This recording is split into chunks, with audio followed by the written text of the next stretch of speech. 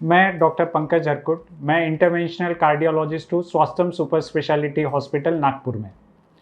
Heart संबंधी समस्याओं में काफ़ी बढ़ोतरी हुई है क्योंकि हमारी जीवन शैली काफ़ी बदल रही है और इसीलिए इस समस्याओं के बारे में जानने के लिए मैंने इस यूट्यूब चैनल की शुरुआत की है। तो हार्ट और हार्ट रिलेटेड डिजीजेस के बारे में अधिक जानकारी के लिए इस यूट्यूब चैनल को सब्सक्राइब कीजिए और बेल आइकॉन पर क्लिक कीजिए।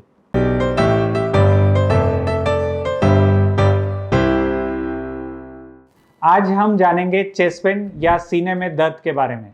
चेस्ट पेन यह वह समस्या है जिसके कारण हार्ट के सबसे ज़्यादा मरीज हमारे पास आते हैं। पर चेस्ट पेन का सभी कारण ये हार्ट डिसीज नहीं होता है। बहुत सारे अलग अलग कारणों की वजह से भी चेस्ट पेन या सीने में दर्द की समस्या हो सकती है, जैसे कि लंग्स की बीमारियाँ, रीढ़ के हड्डी की बीमारियाँ, या फिर रिब केज की बीमारियाँ, या फिर अन्न नलिका की बीमारियाँ, जिसमें कि एसिडिटी सबसे प्रमुख कारण होता है। इस वजह से भी चेस्ट पेन या सीने में दर्द हो सकता है। पर हमें क्यों चिंतित रहना चाहिए सीने में दर्द के लिए? क्योंकि अगर सीने में दर्द हार्ट की वजह से है तो उसको हमें बहुत सीरियसली लेने की ज़रूरत है।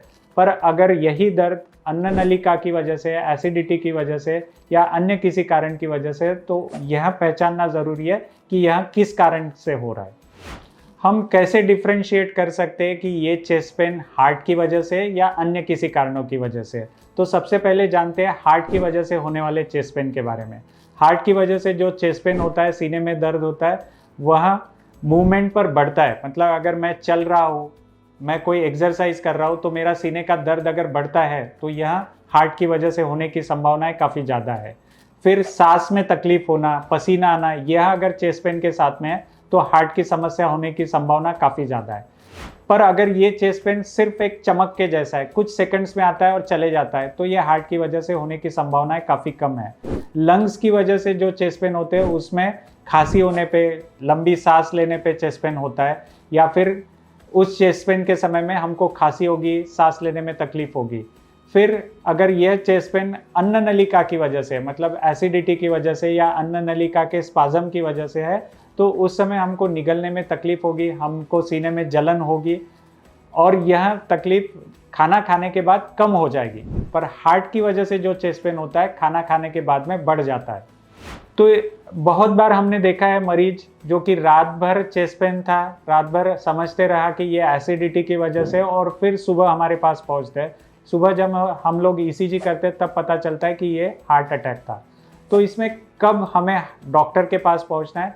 तो इसमें सबसे इम्पॉर्टेंट है, अगर आपको रिस्क फैक्टर है, मतलब आपको डायबिटीज़ है, ब्लड प्रेशर है, आप स्मोकिंग करते हैं, आपके फैमिली में अगर हार्ट डिसीज़ की रिस्क है, तो आपको किसी भी चेस्ट पेन पर तुरंत डॉक्टर से सलाह लेनी चाहिए, ईसीजी करवाना चाहिए। ये बहुत ज़रूरी है। और अगर आपको कोई अलग सिम्टम्स है, जैसे कि ठीक नहीं लगना, सीने में धड़कन तेज होना, या फिर सांस लेने में दिक्कत आना, या फिर पसीना होना, यह सिम्टम्स अगर चेस्ट पेन के साथ में होते हैं तो हमें हमारे डॉक्टर की सलाह जल्दी लेने की ज़रूरत होती है। सीने में दर्द होने पर अगर ये हार्ट अटैक के लक्षण है तो हमें क्या करना चाहिए? सबसे पहले हमें हमारे डॉक्टर की सलाह लेनी चाहिए, ईसीजी करना चाहिए।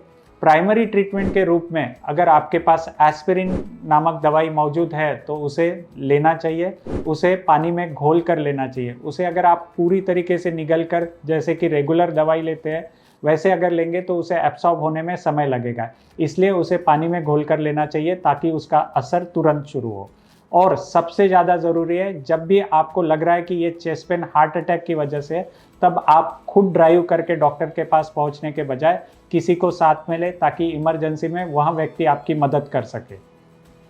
बहुत बार यह संकल्पना रहती है कि चेस्ट पेन हुआ तो मुझे टैबलेट सॉर्बिट्रेट लेना है, पर यह एक मिथ है, क्योंकि अभी हमने पाया गया है कि टैबलेट सॉर्बिट्रेट से हमारी बीपी कम हो सकती है और न होने वाली तकलीफ़ें भी शुरू हो सकती है। इसलिए टैबलेट सॉर्बिट्रेट कभी भी, जब तक हमें यह पता नहीं है और हम डॉक्टर की सलाह के बिना, कभी भी टैबलेट सॉर्बिट्रेट नहीं लेना चाहिए।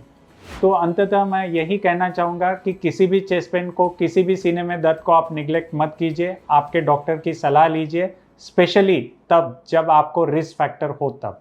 इस विषय में अगर आपके कुछ सवाल है तो आप कमेंट बॉक्स में कमेंट कर सकते हैं, मैं उसके जवाब देने का प्रयास करूँगा। Thank you.